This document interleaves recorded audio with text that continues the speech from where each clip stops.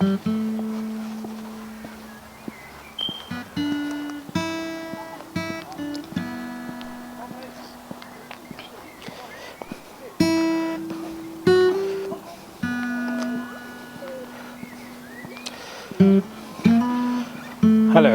today I'm going to be talking about the solutions to the economic crisis that Ghanaian economy is currently facing.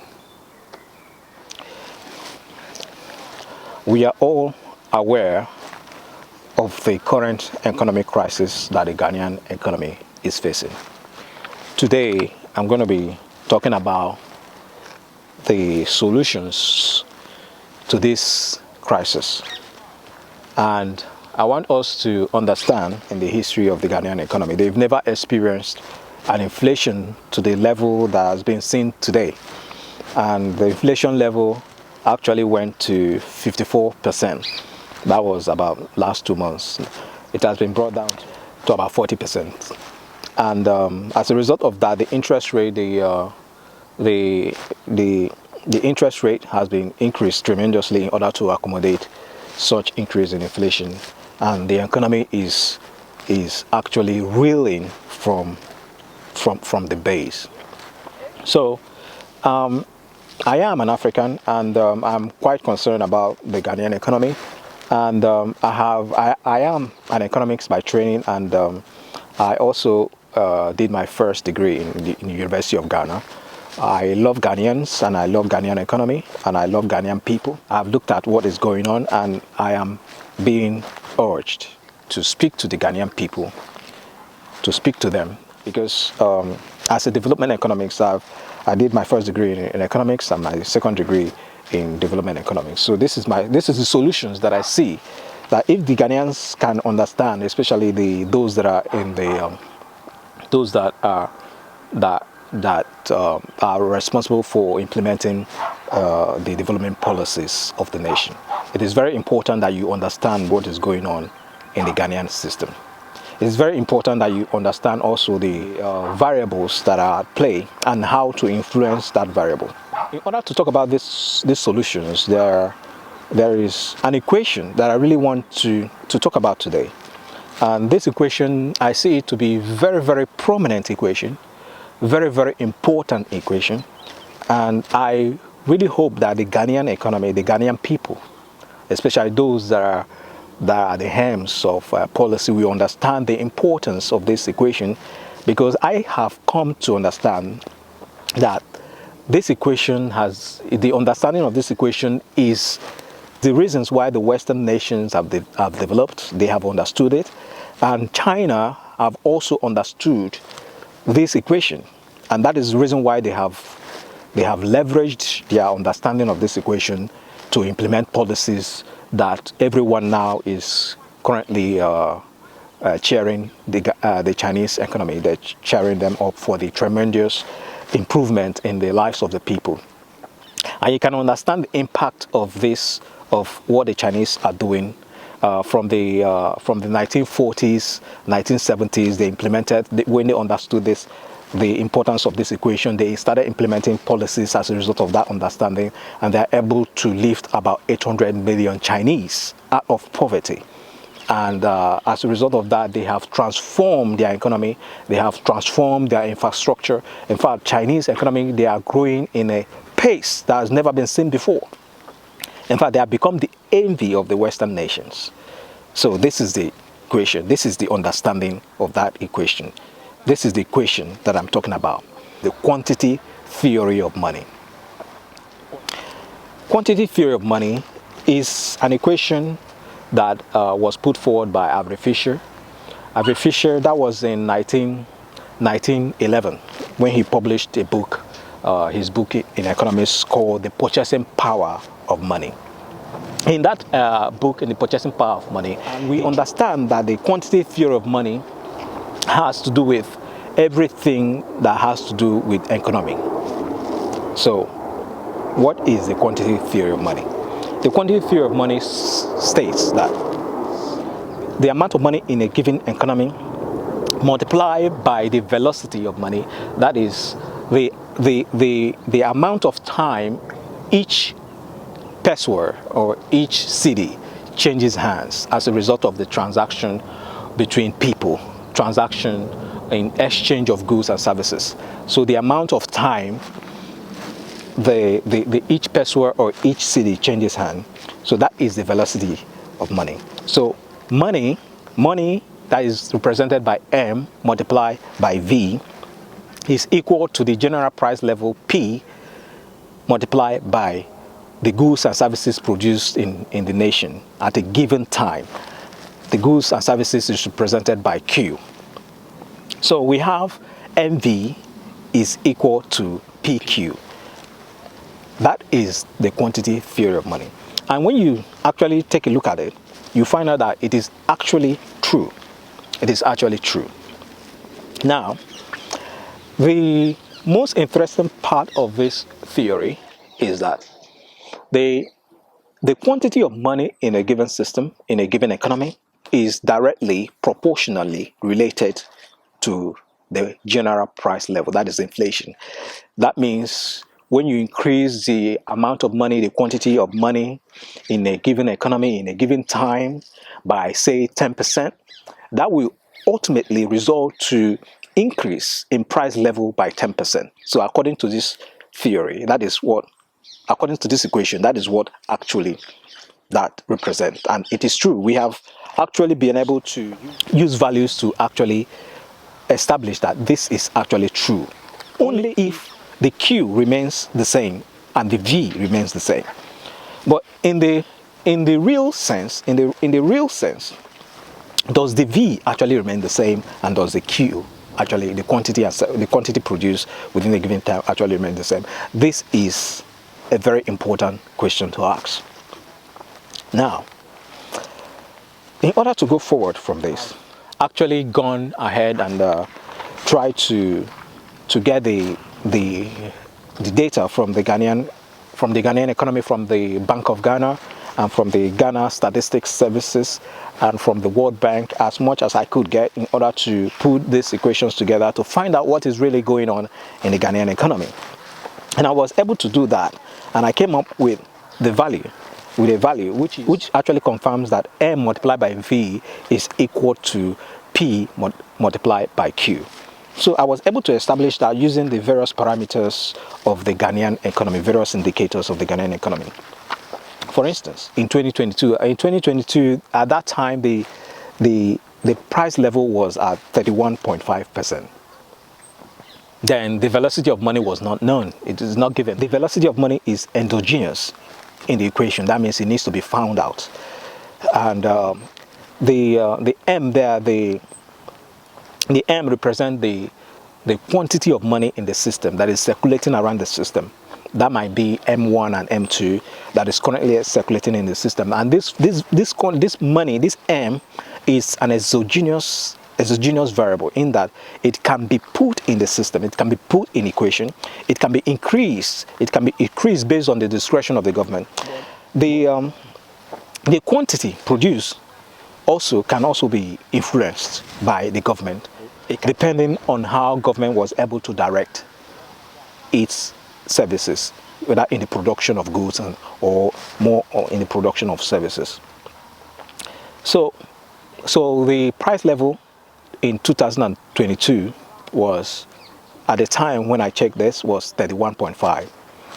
Then the quantity of money in circulation, the amount of money in circulation, M1 and M2, was about 180 billion Ghanaian cedis. And running this through the equation, I was able to understand that the quantity of goods and services, that is the Q there, is 14.2 billion. Now, this is not cities. This is the amount of, this is the goods and services that it's produced in the system. That is 14.2 billion. So multiply by the price services of 31.5 gave us 447.1 billion Ghana cedis. That is the total GDP for the Ghanaian economy in 2022. That is how I was able to come up with that value. So let's look at this. Now look at the importance of this equation. If the Ghanaian government happens to put more money in the system in such a way that it does not lead to the improvement, that does not lead to the creation of goods and services, definitely that is going to create inflation. If it creates no value, it's going to create inflation. But the most important thing is to understand what is at play. What is at play in this equation? That means if the Ghanaian economy, if the Ghanaian government could and is able to put money in the system in such a way that creates goods and services in which further incomes are spent. I want to keep repeating this. If the Ghanaian economy, if the Ghanaian government is able to put more money in the system in such a way that creates more goods and services in which other incomes are spent, that will lead to deflation of the economy. That will lead to deflation of the economy, and this is very important, and this is very helpful in an economy that is experiencing very high inflation. So what does this quantity theory of money tells us in relations to inflation, and how the Ghanaian economy, how the Ghanaians are to leverage it to stabilize their economy? The most important thing to understand in all that I've just said is that inflation is not as a result of too much money chasing few goods. Inflation is as a result of the inability of the people to produce sufficiently the goods and services that is needed. It is not too much money, it is insufficient goods and services. Inflation is the inability of a given population to produce sufficient goods and services, especially goods that are tangible. The inability of the population to produce sufficiently those goods and services that they need in order to improve their lives. So inflation is the inability of a given population to produce sufficiently the goods and services that is needed to improve their lives. That is inflation. That's the real inflation. So inflation is not too much money, but insufficient goods and services in relation to the number of people, in relation to the population, in this case, the Ghanaians. The Ghanaian case has a bit of a twist to it as well. But in all and all, it boils down to creating goods and services by the Ghanaian people. So with this understanding, you can understand that given the quantity theory of money, then the government can put money in the system in such a way that it is targeted to create goods in which other income will be spent. That is the solutions to the Ghanaian economy. As long as every increment of the quantity of money produces goods and services, especially goods, it will never lead to inflation. The government can keep doing this until they are able to produce those goods and services that they lacked, in which they are said to be undeveloped in the first place. This is what the Chinese did and is doing, that made it to develop and to lift over 800 million Chinese out of poverty. As long as every addition of pesos, every addition of the Ghanaian cedi produces tangible goods and services, tangible goods, there will never be increase in price level. Therefore, the cedi will be pegged to the productive power of the Ghanaians. This is very important. The cedi shouldn't be pegged to the dollar. It shouldn't be pegged to the dollar. We can attest to the volatility that is currently being faced by the Ghanaian economy. That means every little rise in the dollar is going to lead to depreciation of the cedi, and we know that the Ghanaian economy is heavily import dependent. That will send a ripple effect in terms of price level. The price of everything will be affected in the economy. That is what the Ghanaian economy is currently facing, because the Ghanaian economy has pegged its cedi to the dollar. You need to unpeg the cedi to the dollar and peg it to the productive power of the Ghanaian economy. In order to peg it to the productive power of the economy, the government needs to direct its finances to the production of goods and services by the Ghanaians, so that it wouldn't have a reverse impact on the foreign exchange, in terms of when foreign company happens to be the one doing this project and they have to repatriate the profit. It will impact the foreign exchange. So it should be by the Ghanaians. The sector should be predominantly by the Ghanaian and let the profit remain in the Ghanaian economy. This is the solutions to the Ghanaian economic crisis. And I'm hoping that the Ghanaian economy, the Ghanaian government and the Ghanaian policy makers, those that are at the helms of the policy, understand the implication of what I'm saying today. The implication. Although I might not be able to properly address all the situations, all the current crisis that the Ghanaian economy is facing, but it boils down to this very single point. And this single point is the solutions. And the solutions is targeted improvement in the productive power of the Ghanaian people. Therefore, the cedi will be pegged to the productive power of the Ghanaian people and not the dollar. The real money here, we should understand that the real money here are the goods and services that are produced by Ghanaians. That is the real money. Every other thing, the paper money that says 20 cedis or 10 cedis, that is to tell you the value of the goods and services that has been stored in that, and that goods is somewhere. So the real money here is the quantity of goods that is produced within the system by the Ghanaians. That is the real money. The real money is the labor of the people. The product of their labor is the real money. So the real money here is the product of the labor of Ghanaians. What they produce, that is the real money. We should always remember what Adam Smith said. He said, and I quote, "Labor was the first price, the original purchase money that was paid for all things." That was Adam Smith.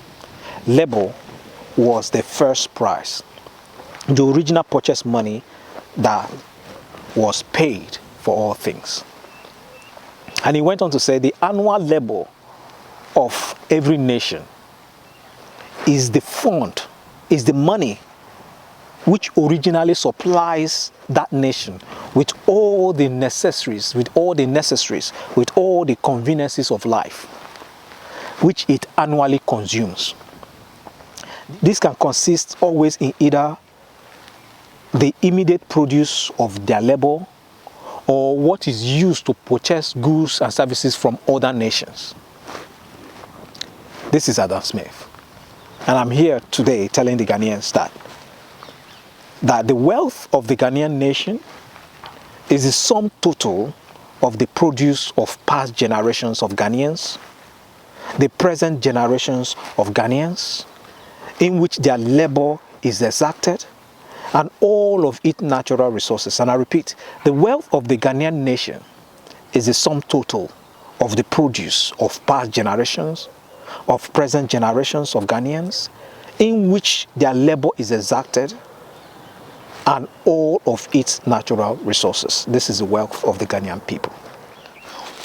So in summary, I would like to advise the Ghanaian government, those that are responsible for the implementation of policies for the Bank of Ghana to de-dollarize the whole economy. In other words, mopping up all the cash dollars and channel all international payment and income only through the Bank of Ghana. There's been a lot of innovation on cross-border international payment that the Bank of Ghana can leverage without directly involving in cash dollars, in the importation of cash and the sales, directly sales of cash dollars. If the Bank of Ghana is able to channel all of the international payment, mopping all of the cash dollars, thereby rendering the black market redundant. And we should always remember the speculative tendency, the arbitrage doors that have been opened as a result of cash dollars.